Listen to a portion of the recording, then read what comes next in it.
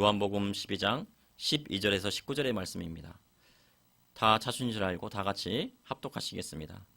그 이튿날에는 명절에 온 큰 무리가 예수께서 예루살렘으로 오신다는 것을 듣고 종려나무 가지를 가지고 맞으러 나가 외치되 호산나 찬송하리로다. 주의 이름으로 오시는 이 곧 이스라엘의 왕이시여 하더라. 예수는 한 어린 나귀를 보고 타시니 이는 기록된 바 시온에 따라 두려워하지 말라. 보라 너의 왕이 나귀 새끼를 타고 오신다 함과 같더라. 제자들은 처음에 이 일을 깨닫지 못하였다가 예수께서 영광을 얻으신 후에야 이것이 예수께 대하여 기록된 것임과 사람들이 예수께 이같이 한 것임을 생각났더라. 나사로를 무덤에서 불러내어 죽은 자 가운데서 살리실 때 함께 있던 무리가 증언한지라. 이에 무리가 예수를 맞음은 이 표적 행하심을 들었음이로라. 바리새인들이 서로 말하되 볼지어다 너희 하는 일이 쓸데없다. 보라 온 세상이 그를 따르는도다 하니라. 아멘.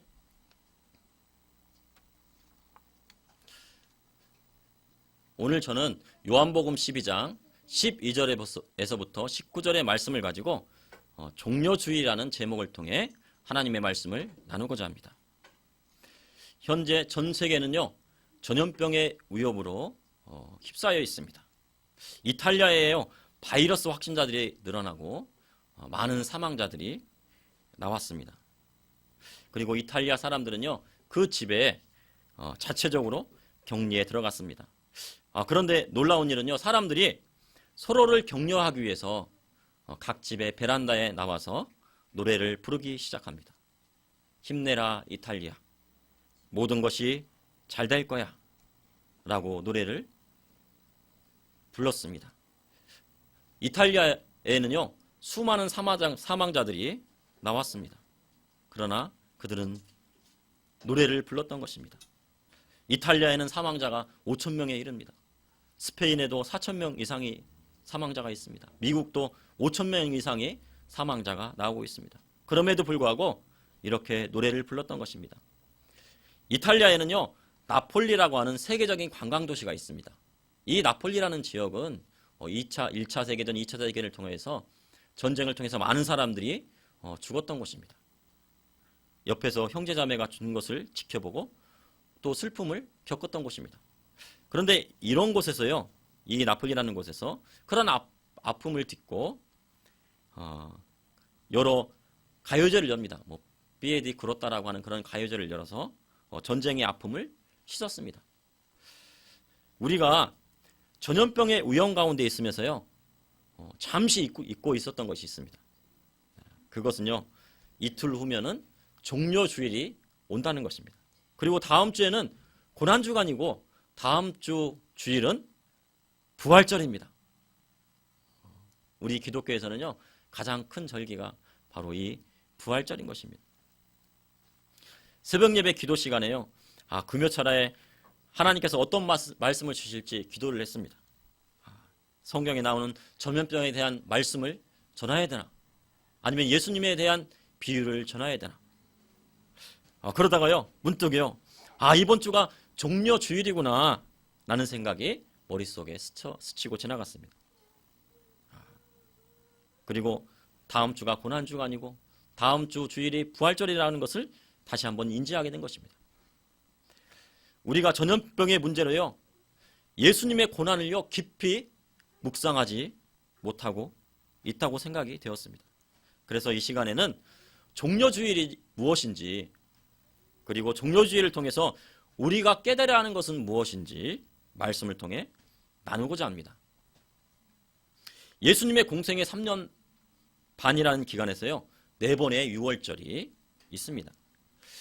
이 4번의 유월절에서 3번째 유월절만 빼고 예수님께서는 예루살렘에 가셔서 유월절을 드렸습니다. 예수님께서 4번째 유월절에 예루살렘에 입성하기 전에 요단강 저편으로 건너가셨습니다. 그곳은요 요한이 처음 세례를 베풀던 곳입니다. 그리고 예수님께서 십자가의 죽음을 앞두시고 요한에게 세례를 받으시고 처음 공생의 사역을 시작하던 장소에 가셨던 것입니다. 사람들은요 자신에게 죽음이 오게 되면 가장 가고 싶어하는 것이 바로 고향인 것입니다. 그리고 자기 자신에게 가장 의미 있는 곳을 가게 되는 것입니다. 요단강 저편은 예수님께서요 세례를 받으시고 침례를 받으시고 공생애의 시작을 알리는 그런 곳이었습니다. 그래서 예수님께서는 그곳에 머무르셨던 것입니다. 또한 예수님께서는 하나님의 아들이시오 하나님이심을 이제 드러내자 유대인들이 돌로 치려 합니다. 그런데 아직 예수님께서는 유월절의 때가 이르지 않았기 때문에 예수님은 요단 저편에서 피하시고 머무르셨던 겁니다. 그런데요 베다니에 사는 마르다와 마리아가요 그의 오라버니인 이 나사로가 병들었다는 병들어가지고요 사람을 보내서 예수님을 오시라고 합니다.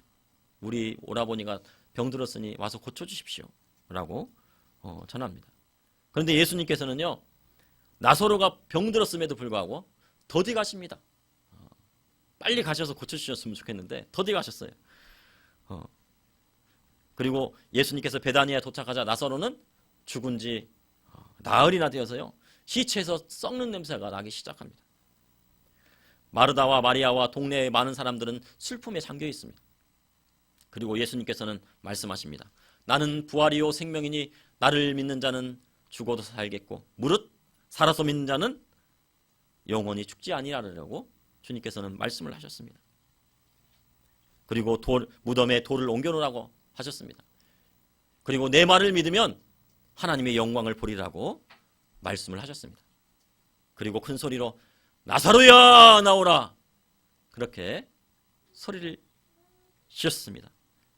나사로야 나오라 하시니 죽은 나사로가 수족에요 이 배를 동이고 얼굴에는 수건을 감싸고요 나오게 됩니다. 예수님께서 그 수건과 그 배를 풀어 주라고 합니다. 그러니 이 나사로가 마음대로 다니는 것입니다. 예수님께서 하신 이 일을 보고요 많은 유대인들이 믿게 됩니다. 그러나 대제사장과 바리새인들은 공회를 소집해요.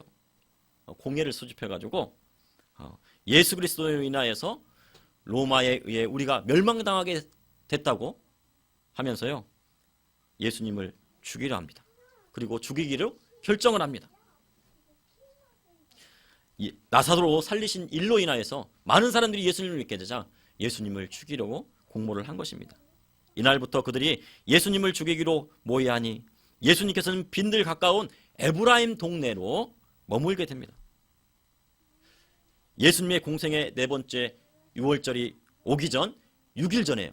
6월절이 오기 6일 전에 예수님은 에루살렘에서 1km 떨어진 베다니에 도착하십니다.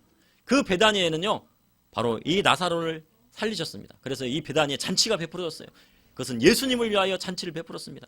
마르다는 또 성경에 나오는 것처럼 일을 하고요. 또 그리고 이 나사로는 예수님의 옆에 앉아 있습니다. 그때 마리아가 순전한 나다 한 것을 예수님의 발에 붓습니다. 그리고 자기의 머리털로 예수님의 발을 닦습니다. 향유 냄새가요 온 집안에 가득하게 됩니다.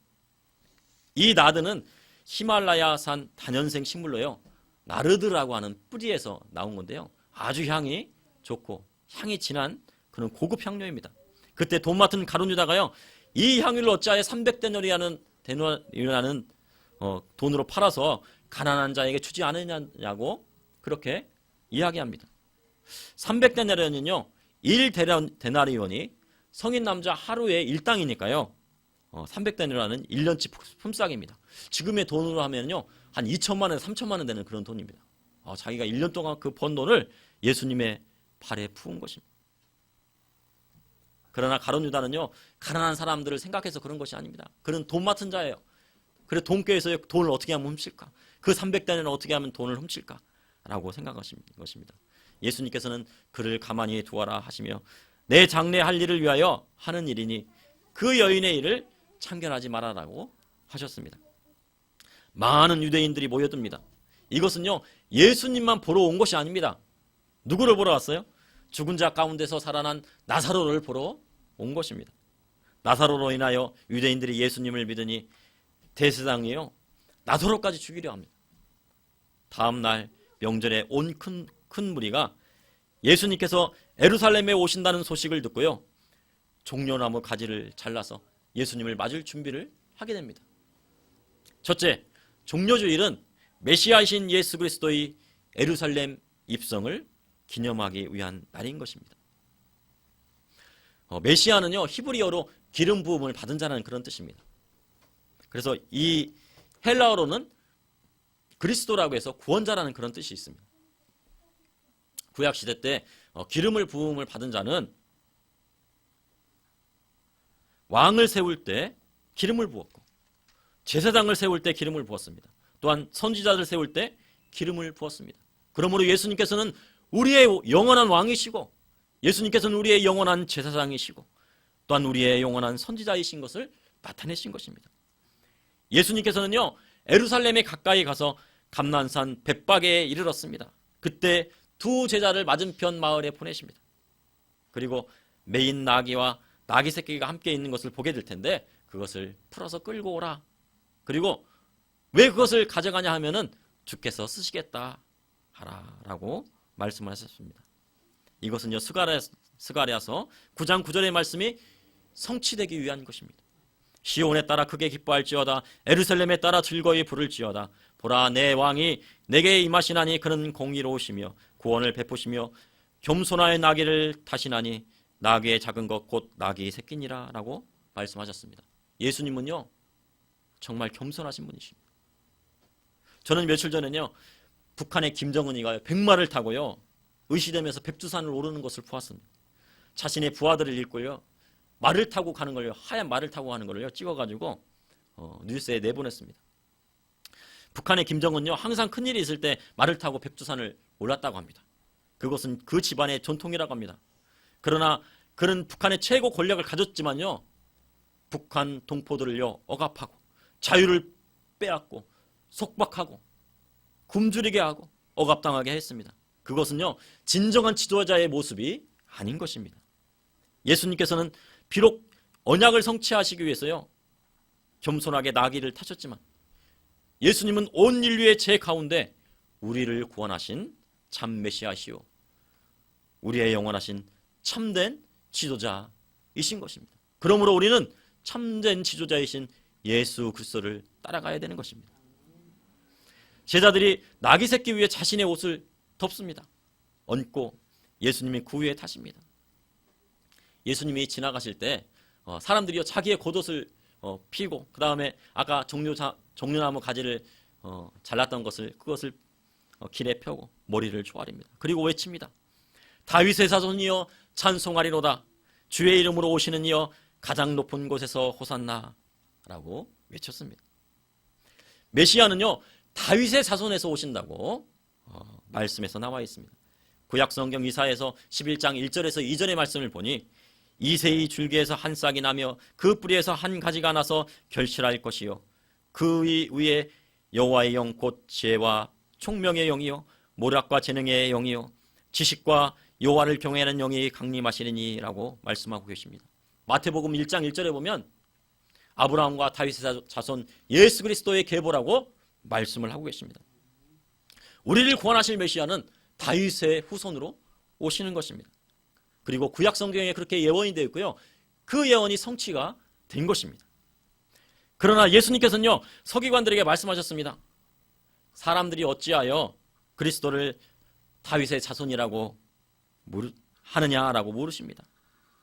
시편의 다윗이 주께서 내 주께 이르되 내가 내 원수를 내 발등상으로 삼으실 때까지 내 우편에 앉으셨도다 하였도다 라고 말씀하시며, 다윗이요, 그리스도를 주라 칭했는데 어떻게 다윗의 자손이 되겠느냐 라고 말씀하시니까요, 선지자들이 한마디도 못하는 것입니다.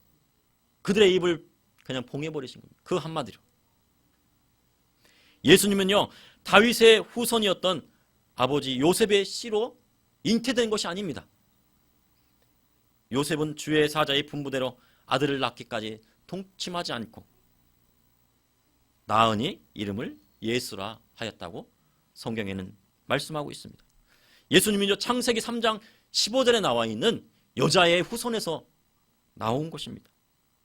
원죄를 가진 아담의 씨에서 물려받은 것이 아니고요, 성령으로 잉태된 것 되신 것입니다. 그러므로 예수님은 우리의 참된 메시아이신 것입니다.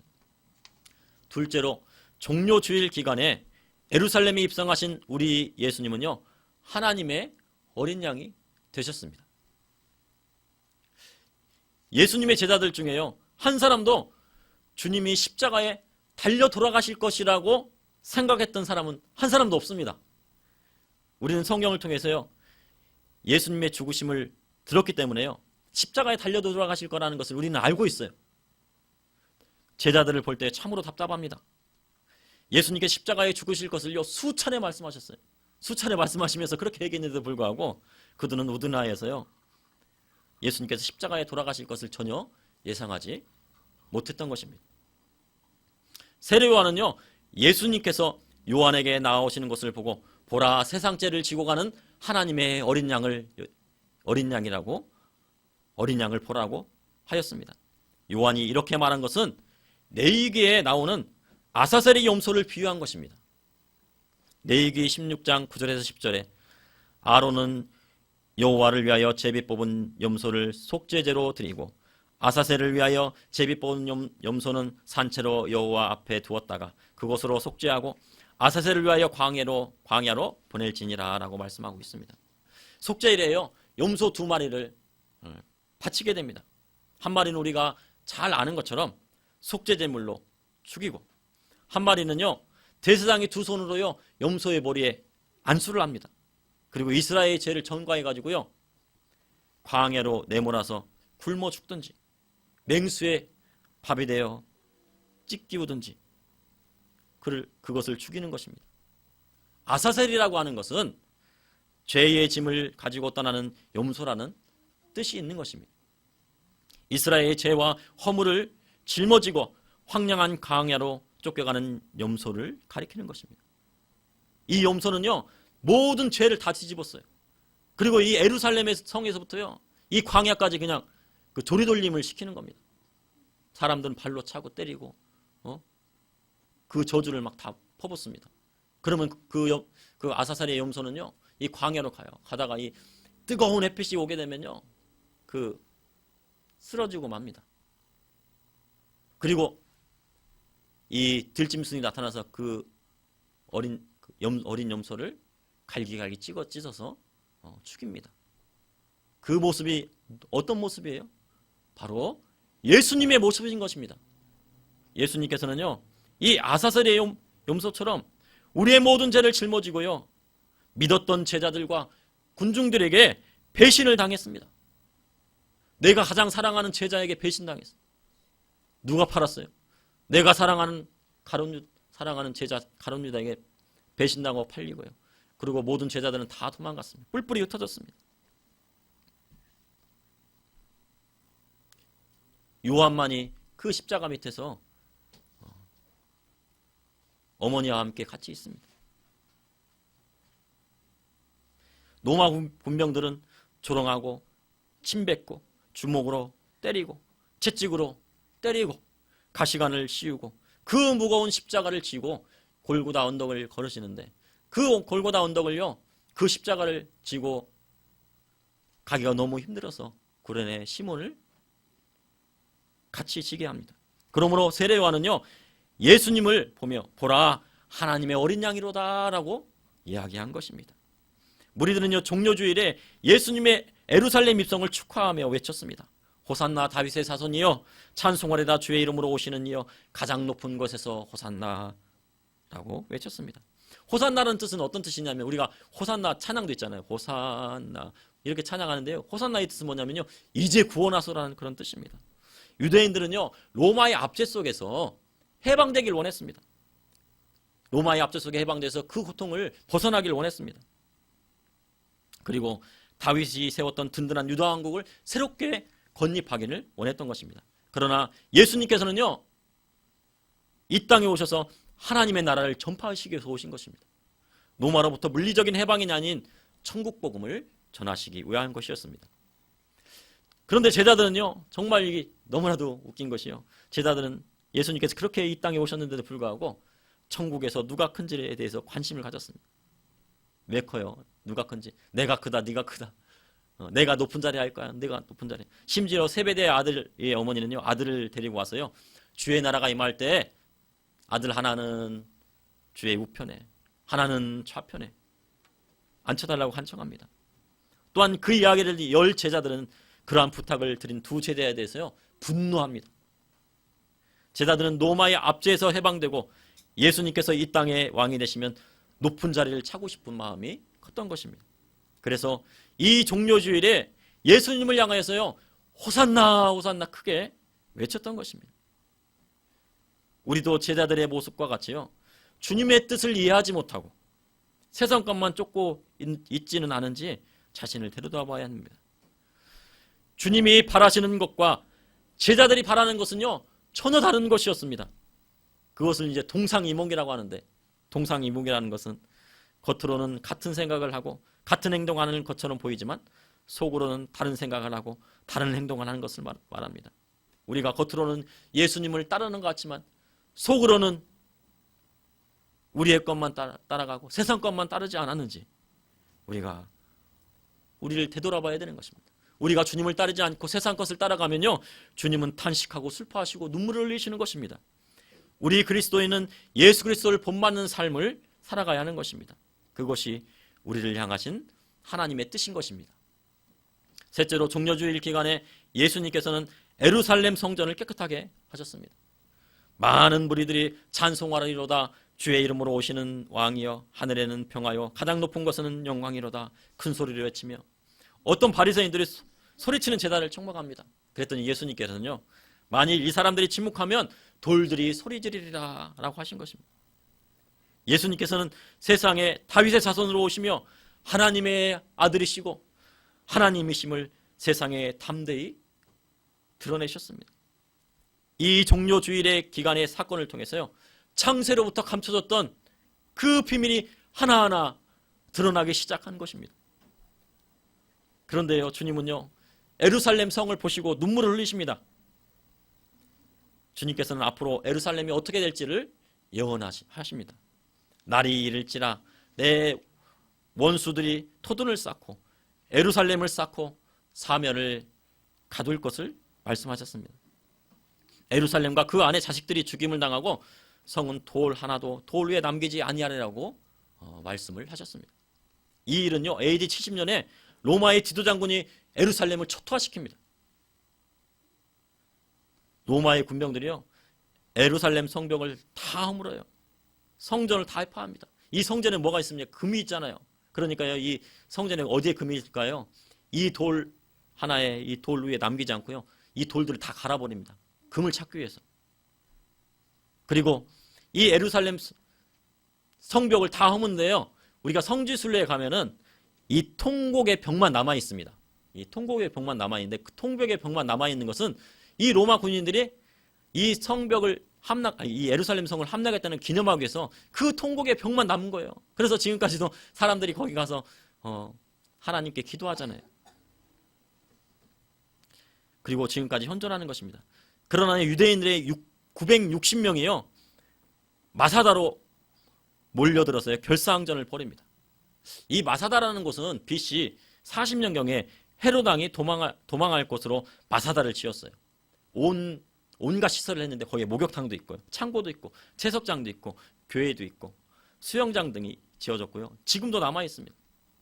유대인들은 3년간 이곳에서 살면서요 철저하게요 이 로마 군인들과 항쟁을 합니다. 이 마사다는요 350m 되는 아주 높은 곳에 있습니다.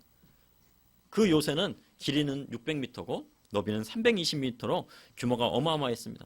그러나 로마군 1만 5천 명이요 마사다를 정복하고자 쉽지 않았습니다. 이걸 어떻게 정복할까? 높은 450m니까 올라가면 떨어지잖아요. 계속 안 되니까요. 수를 썼어요. 그래갖고요 이 마사다를 올라가는 경사로를요 3년간 만들었어요. 아까 토둔을 쌓는다고 했잖아요. 토둔을 토성을 막 쌓아가지고 이 450m 높이만큼 이렇게 쌓은 거예요. 그래서 드디어 이 마사다라는 곳을요 이 요새를 점령하게 됩니다. 로마군들이 막 다 이 마사다에 막 들어가서 이제 죽이려고 막 딱 들어갔는데, 근데 기가 막힌 일이 생깁니다. 그 요새에 들어가 보니 시체가 969가 다 죽은 것입니다. 사람들이 다 죽었습니다. 유대인들은 로마군의 능멸을 당하느니 죽음을 택하였습니다. 죽음을 도울 사람을 제비 뽑고 최후에 이르는 자살하는 식으로 그들은 끝까지 정예를 지켰습니다. 그 로마 군인들이 그곳에 가니까요, 아이하고 여인 몇 명만 남아있고 다 죽었다고 합니다.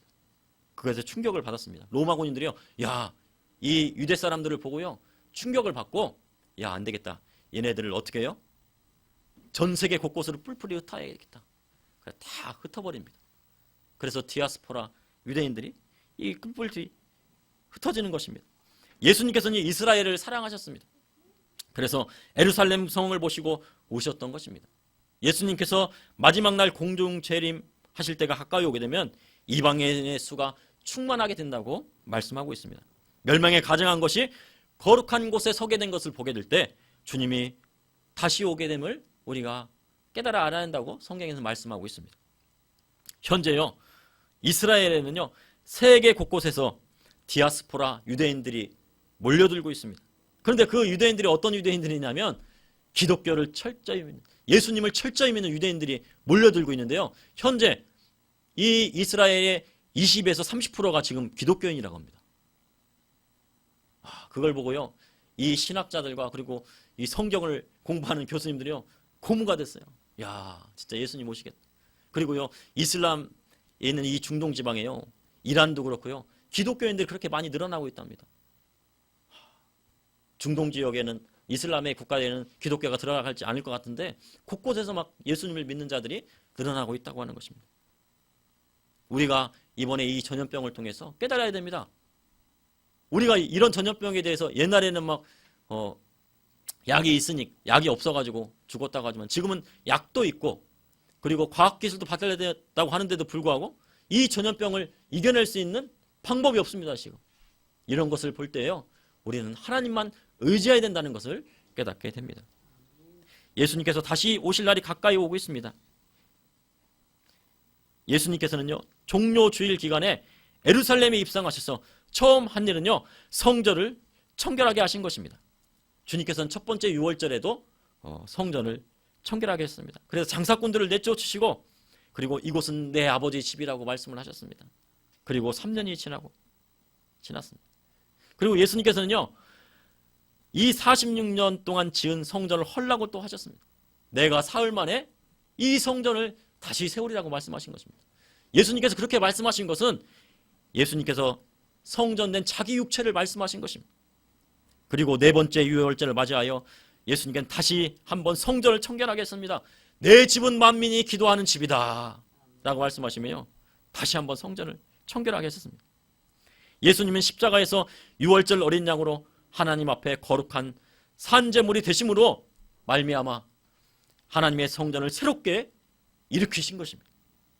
주님께서 부활 승천하시고 성령님을 보내주셔서 우리 마음 가운데 자정해 주시고 우리의 마음을 뭘로 삼으셨어요? 바로 성전 삼으신 것입니다. 종료주일을 맞이하여 믿는 자들은요, 주님 앞에 더욱더 회개함으로 성령님이 임재하시고 하고 계시는 우리 마음의 성전을 깨끗하게 해야 되는 것입니다. 예수님께서요, 마지막 유월절에 예루살렘에 가셔서 성전을 청결하게 하시고요, 그 다음에 뭘 하셨냐면요, 가리키셨습니다. 십자가에 달리기 전까지요, 천국 복음을 전하시고 가리키셨습니다. 화요일에 강론하시고 감난산 강론을 하시고 다락방에서 강론하시고 포도나무를 비유하여서 강론하시고 예수님이 십자가 지실 날이 며칠 안 남았어요. 2, 3일 후면 예수님 십자가 지셔야 돼요. 2, 3일 후면 예수님 십자가에 달려 돌아가셔야 돼요. 그 예수님 알고 계세요. 근데 예수님은요, 가르치고 계셨어요. 제자들을 사랑하니 얼마 안 남았는데 빨리 얘네들 가르쳐야 된다. 예수님께서 목요일 저녁 성만찬을 마치시고 겟세마네 동산에서 기도하시고 산에서 내려오실 때 제사장과 무리들이 예수님을 붙들어 모진 고난을 받으시고 십자가에 달려 돌아가십니다. 주님께서요, 종료주일에 예루살렘에 입성하시고 십자가에 달려 돌아가시기 전에 며칠 동안 많은 비유의 말씀을 통해서 하나님의 나라와 천국 복음을 증거하셨습니다. 우리가 며칠 뒤에 죽음을 맞이하게 된다는 것을 알게 된다면, 사형 선고를 받았다고 하면요, 예수님처럼 말씀을 가리키고 복음을 증거할 수 있을까요? 며칠 뒤에 죽게 된다면 아마도 가족을 찾아갔을 거예요. 가족에게 유언장 막 쓰고 유언하고 그 다음에 어떻게 해요? 조용히 죽음을 준비했을 것입니다. 그러나 예수님의 그 마지막 일주는요 아주 뜨거웠습니다. 더 열정적으로 하나님의 말씀을 가리키시고 증거를 하셨던 것입니다. 우리는 종료주의를 맞이하여 예수님의 삶을 본받아야 하는 것입니다. 아무리 세상이 어렵고 힘들어도 하나님의 말씀을 듣고 가르치고 전도하는 일을 쉬어서는 안 되는 것입니다. 그래야 할 때 우리에게 닥친 이 어려움 가운데 승리할 수 있는 것입니다. 어렵다고 좌절하면요 안 되는 것입니다. 힘들다고 좌절하면 안 되는 것입니다. 원수마귀가에게 힘들다고 그냥 포기해버려서는 안 되는 것입니다. 원수마귀가 우리를 괴롭히고 힘들게 하면요 우리는 더 기도하고 예수님을 더 붙들고 성령님을 더 의지하고 예수님 앞에 더 나아가야 하는 것입니다. 이번 종료주일과 또 그리고 앞으로 이제 부활절을 맞이하게 될 텐데 우리가 새로운 마음으로 주님 앞에 나아가고 결단을 해야 되는 것입니다. 이 시간 우리 이 시간 잠시 기도하시겠습니다. 주님께서는 십자가 지기시기 전에 며칠밖에 남지 않았음에도 불구하고 예수님은 하나님의 말씀을 증거하시고 가르치시고 하나라도 더 가르치기 위해서 열정을 쏟으셨습니다. 아버지 하나님, 우리가 예수님의 그 열정을 받을 수 있도록, 본받을 수 있도록 인도하여 주시옵소서. 예수님의 삶을 따라갈 수 있도록 인도하여 주시옵소서. 세상이 약하고 또 그리고 원수마귀가 우리를 어렵게 만들지라도 우리는 예수님만 붙들고 나아가 예수 그리스도의 이름으로 원수마귀를 쫓아내고 또한 그리고 오직 주님만을 바라보고 나아갈 수 있도록 인도하여 주시고 또한 우리가 주님 앞에 나아갈 때까지 우리의 삶이 온전히 주님 앞에 드려지는 삶이 될 수 있도록 인도하여 주시옵소서. 주님, 이 한국교회와 또한 이 나라가 전염병으로 인하여서 많은 어려움을 겪고 있습니다. 이 어려움을 잘 극복하여서 하나님 앞에 쓰임받는 나라 되게 하여 주시고 하나님 앞에 쓰임받는 한국교회가 될 수 있도록 인도하여 주시옵소서. 예수님의 이름으로 기도하옵나이다. 아멘.